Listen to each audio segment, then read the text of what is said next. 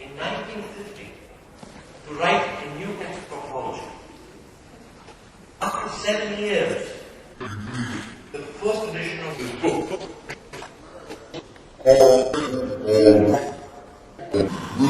patients. What is the book? How many books do you see there? A textbook written by something. Complete picture. 200 pages. One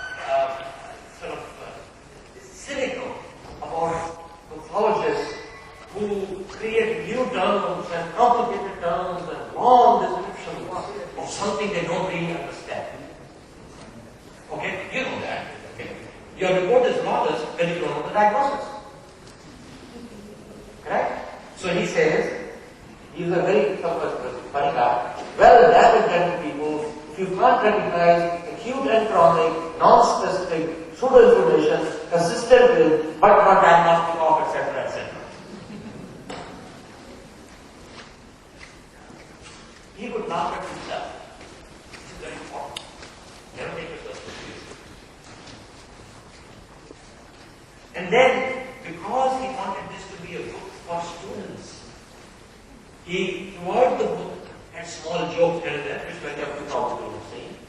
So this is from chapter 1 on the section called pigmentation. And there's exogenous pigments and endogenous pigments. And so he writes, tattooing, now largely out of style, may cause dermal pigmentation of innocuous but sometimes embarrassing nature. The tattoo pigment has the distressing property of persisting in the inside throughout the life of dermal macrophages, creating difficulty if someone wishes to marry Alice when the tattoo says, Mary. Now, what was he trying to say?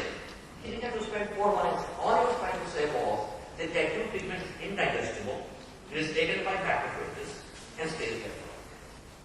This is what he was trying to teach. Okay? But he said it in a way where the student, poor students reading, late at night, reads this thing, understands this, and also has a smile on the face. And that is what connected Robbins to the students. That is why students felt Robbins was sitting next to them when they were reading this textbooks. So, the first edition was published in 1957. Second edition with case studies, again, Robbins himself, 62. Third edition, he dropped the case studies because now he was beginning to see progress in science and he wanted it very, very importantly to bring all new science to the textbook. So in 1967, a new chapter called genetics was introduced. Now, those of you who studied genetics should realize it was only in 1957 that human karyotype was fully discovered. 10 years later, it was in Robbins' textbook also. And although by now Robbins was the dominant textbook, Robbins was not satisfied. And he took another daring step. Here of the daring step. 3 editions he published, was the most widely read text of astrology. And he felt that he could rewrite the book. Because he wanted now the book to become even more focused on science, even more connected to basic science, even more connected to research that was beginning to occur around that time. And so therefore, he took a risk which no